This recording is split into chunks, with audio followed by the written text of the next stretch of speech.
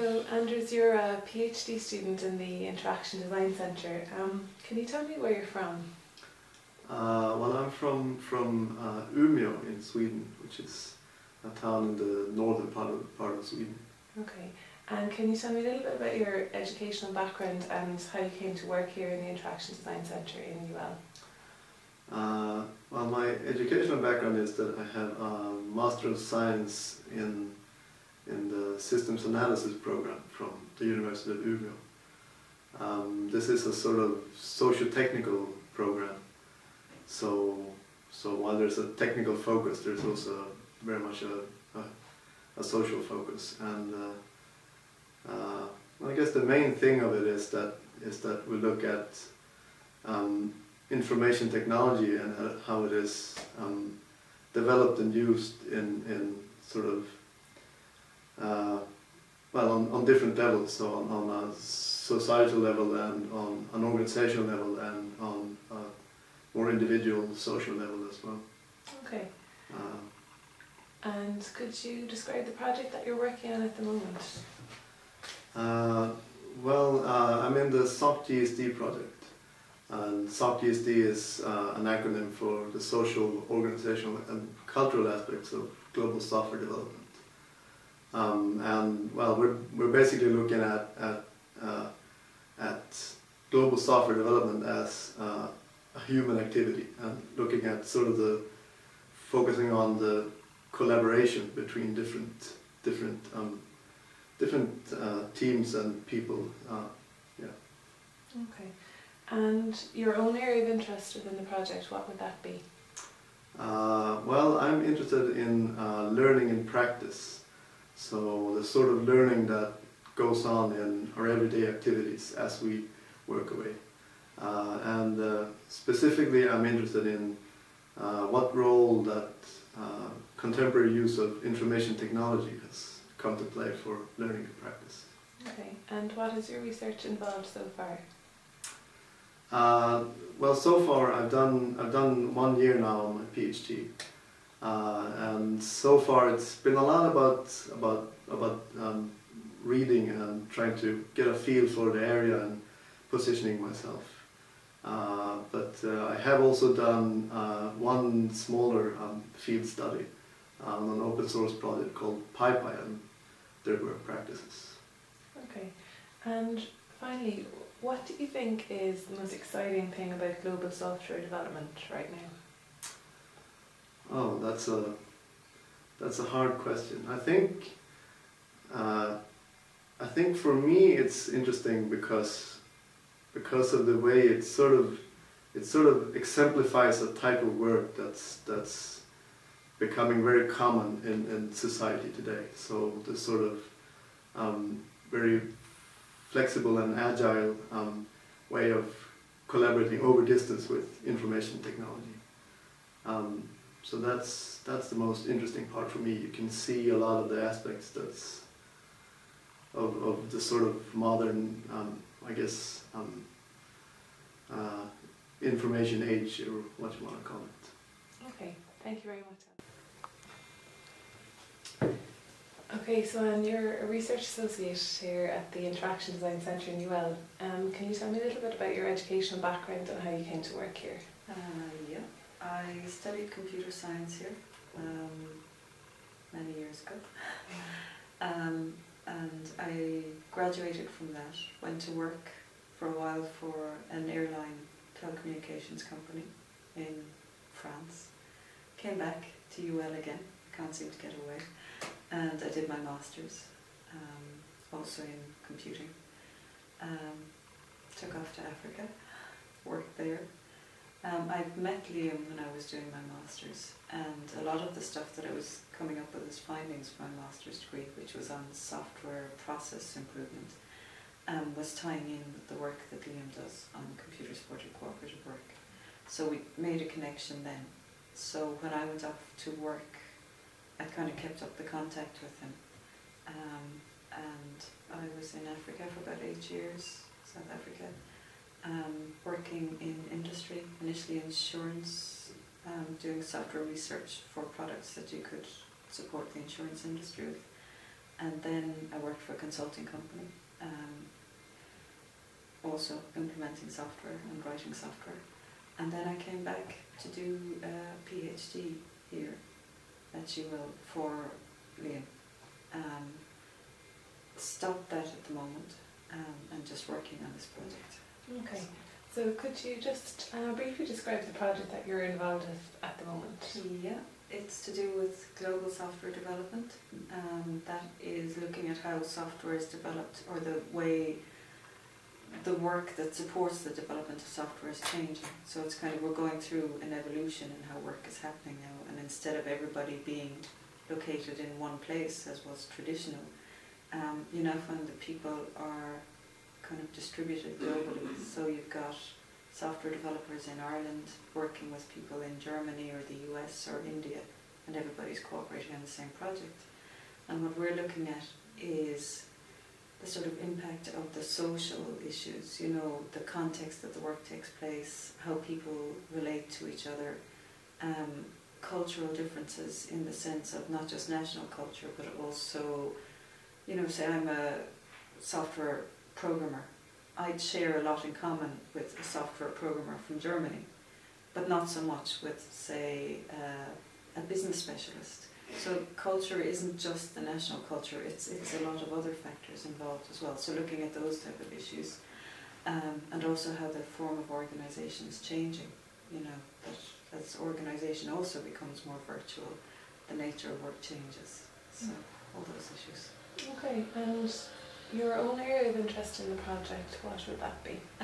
At the moment I'm kind of doing a little bit of everything. So I'm working with most of the people on the project. That's what Liam kind of brought me in to do. But my specific research interest is on mentoring. So how people mentor and learn from each other when they're not actually co-located. And how, I suppose, how expertise evolves when you start to move into a more virtual, distributed workplace. You know, how do people develop that expertise if they're not kind of shadowing each other, and also how they share it. So those issues. Okay, and in your opinion, what is the most exciting thing or the most interesting thing about global software development at the moment? I suppose the most interesting thing for me, I mean, because I have worked like this as well, I suppose it's how small the world is becoming. Do you know, it's quite exciting to think that you can work and communicate so easily with somebody on the other side of the planet. Do you know, the whole notion of distance just starts to fall away in one sense.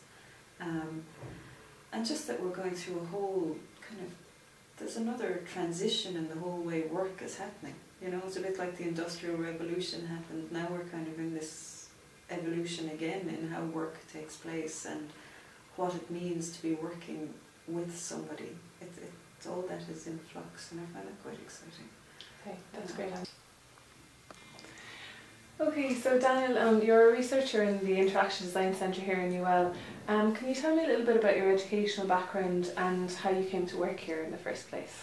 I did my leaving cert in 1986, and I was an undergraduate at what was then the NIHE Limerick, and then became UL when I graduated.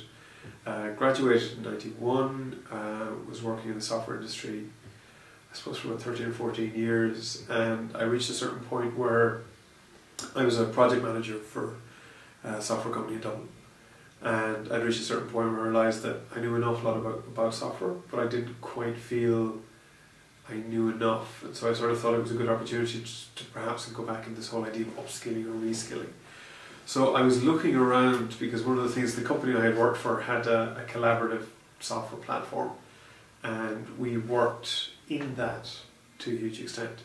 And I sort of felt I didn't really understand the underpinnings of why it had been designed the way it had been and so forth. And I had an interest in decision making. And so I had looked around on the web for research in that area. And so this whole idea of computer supported cooperative work, which Professor Bannon had been a sort of proponent, an early proponent of in the 80s, his name had come up.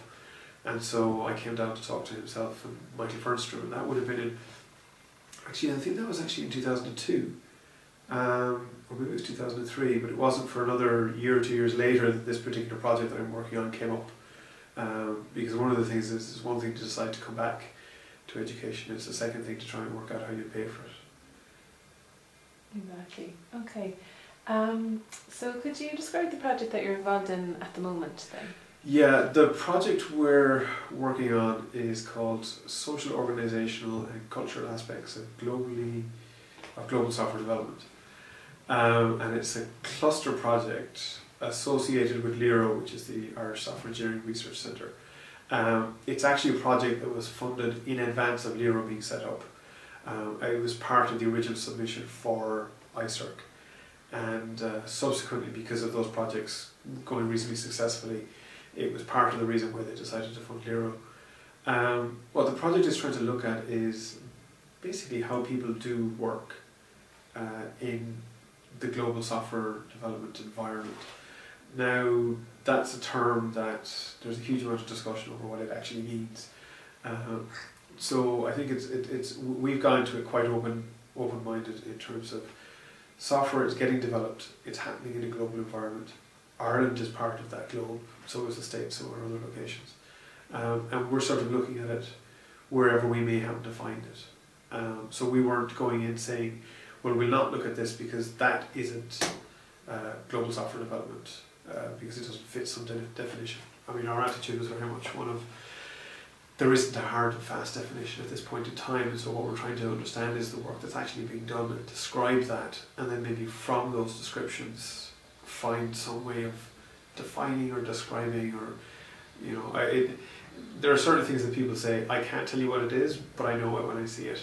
Mm-hmm. So I suppose it's a bit like that, global software development. Okay. So there's a number of us working on the project, coming at it from different educational or philosophical backgrounds. Okay, and can you just tell me a little bit about your own area of interest within the project? My own area of interest, I have a electronic engineering degree and would have worked in software development, software engineering, so a lot of my interest in going back to this particular collaborative platform that the company I worked for had was in the area of tools, and how the tools can in many ways shape the way that people work rather than the way that people work shaping the type of tools that they have. And that can be quite interesting in that it can shape in a supportive way, or it can shape in as an impediment.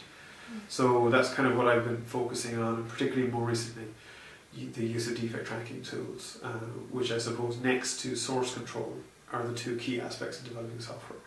And they're two things that are in many ways pervasive throughout the software industry, but they're actually things that have a huge amount of impact on other methods of working. You know, even if you're working in an office environment and you're doing an awful lot of document management, how you track revisions, how you track mistakes, or updates that need to be made to a particular document. I mean, if you were working on a government report that was 300 pages, you need some way of managing it. So there's a lot of carryover from software into more general work as well. Okay, and finally, this is a very general question, but what do you think is exciting or sort of interesting in the whole area of global software development at the moment and in your work? I suppose two quite interesting and exciting things. I mean, the first one would be open source, this drift. I mean, it's a philosophy that seems to be gathering a lot of momentum. A lot of it is driven by the fact that it's costs an awful lot less. The methodology of open source is that you develop stuff in an open manner such that other people can subsequently build on what you have developed. Unlike proprietary software where you sell somebody something that works but you don't really tell them how it works, and you don't really open it up such that they could copy it or make improvements to it themselves. So the open source idea is very much driven by the idea of open platforms and so forth. Open document standards being another one. But the idea is that the cost of developing the software has reached a certain lower cost base, and the belief is, I mean, there's philosophical reasons around it as well, but part of the belief is in a commercial viewpoint, paying somebody many tens of thousands more in revenue than it ever cost them to develop a piece of software is somewhat obscene. So the idea is, yes, it cost me so many person years to develop this and I want to be paid for that and I want to make some profit on it, well and good. I don't particularly think that for the sake of 3 years' work I should get paid the equivalent to 3 million years of work, and that's where a lot of it is driven from. So the idea is that the operating systems cost an awful lot less than proprietary operating systems, so too do the applications. And the other thing is that you allow a greater number of people to be involved in the design process as well, because it's open.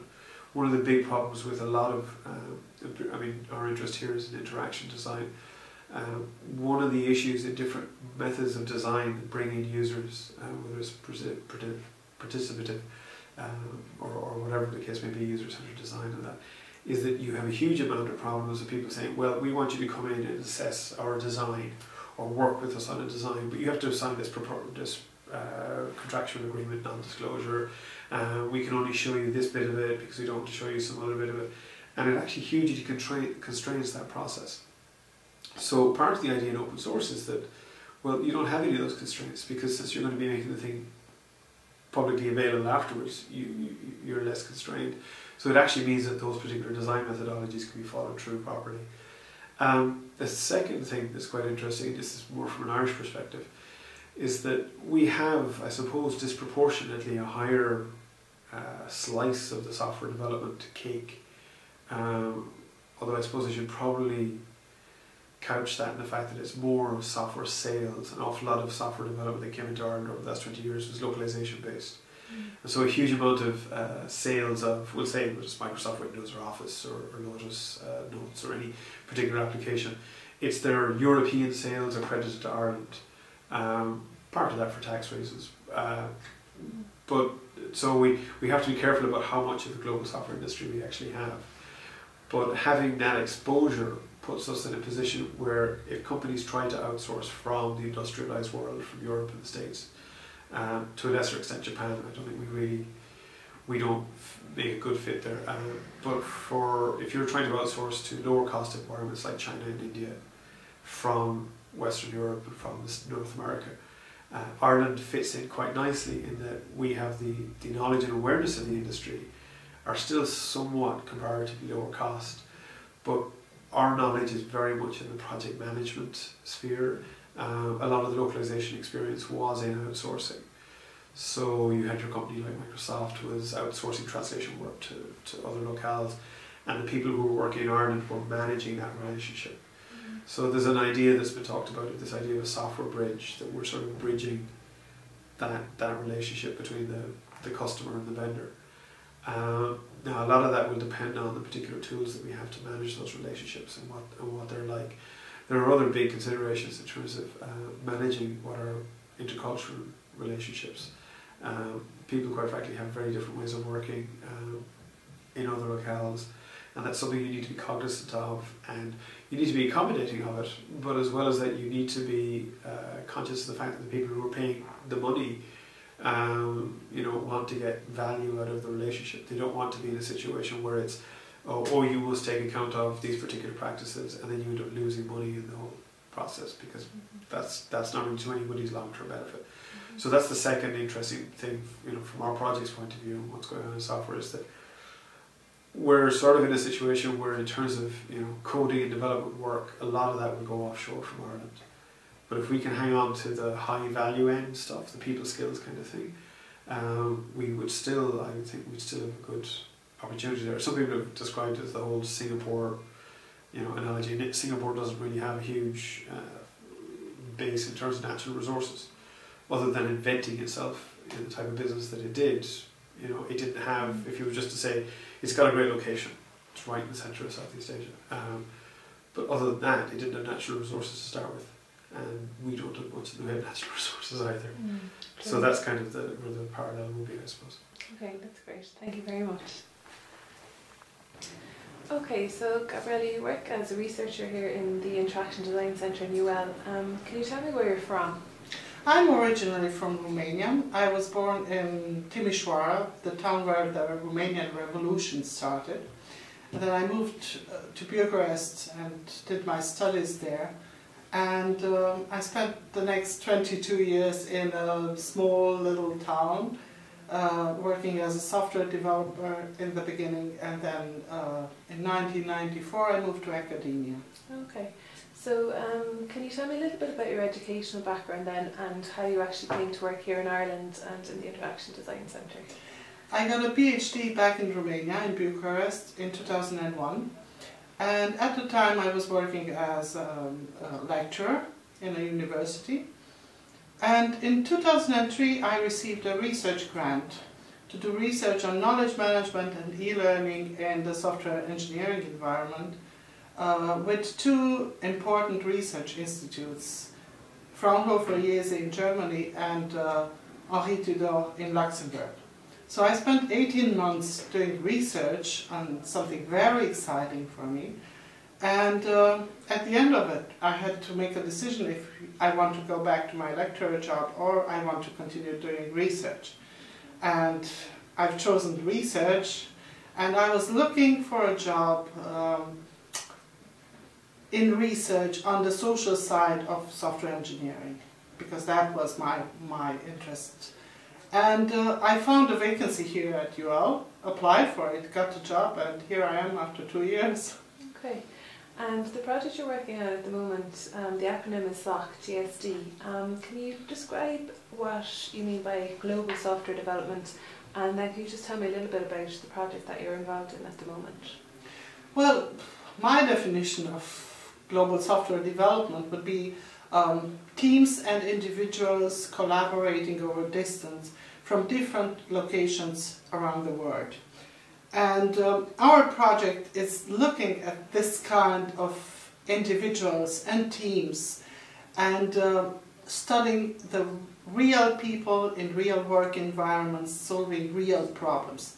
That would be the major difference from other research projects looking at global software development.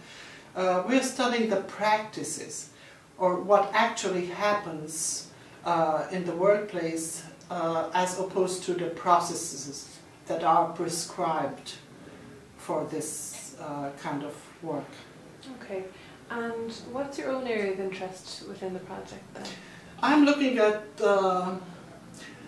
collaboration work practices. So I come from a knowledge management background, and I kind of apply this kind of knowledge management lens to looking at computer-supported cooperative work in the project. Well, my topics at the moment are looking at e-meetings mainly. How do people get to discuss their work matters over distance? What kind of tools do they employ? What kind of facilitation is needed in this sort of environments? Then I'm looking at social networking and the value that social networking can bring in a corporate environment, and also at social software tools, which apparently aren't getting easily adopted in corporate environments, even if they are so popular in the day-to-day life. Okay, and from your research so far, what would you say are the greatest challenges of global software development, and what do you think are the benefits? Well, the challenges would be mostly trying to apply the methods used in co-located software development to the global environment. These methods need adjustment. You can't really transfer such a method and apply it to the global environment. You need to transform it, and this is a major challenge. Then another one, I would say, is the formation of distributed teams. Right now, most of the companies take only into account the skills of the people included on the team. And I think there's a need to look at social compatibility and how do people get to know each other and work together over distance. And this is also a big challenge. And another one would be communication. Sometimes teams include people from different cultural backgrounds with different customs, and all these matters have to be taken into account. And intercultural training is very, very important. Speaking about the benefits, I think the synergies of working with people from other cultures are very, very important. You get to learn a lot from your team members and also from other teams you need to collaborate with. And another major benefit would be that these software products will address different markets in a more specific way by having people from that location involved in the development. And also the global companies benefit from having expertise located around the world, and this is how they can provide better support and actually get their technologies adopted much easier. These locations become innovation hubs and more people get involved, and then you have better informed users. So that would be... Okay, and finally, what do you think is the most exciting thing about your research and global software development at the moment? Well, it's very exciting but also very challenging, because we are in a phase where we have to write up. So we researched the literature, we did our field studies, and now the moment of truth is here. We need to explain what we've done and our findings for different categories of public. Starting with software engineers themselves, we have to give them back something, tell practitioners what we saw and what would be the advantage from our studies for them. And then there's the software engineering community and the global software development researchers community that need to find out about our studies and about the social side of global software development. And also we have to speak to the large public and to potential students why this work is interesting and what are the main challenges of working in a global environment. Most of the people have heard this on TV, from the news, but there's a lot more we can say. Okay, Gabriella, thank you very much. You're welcome.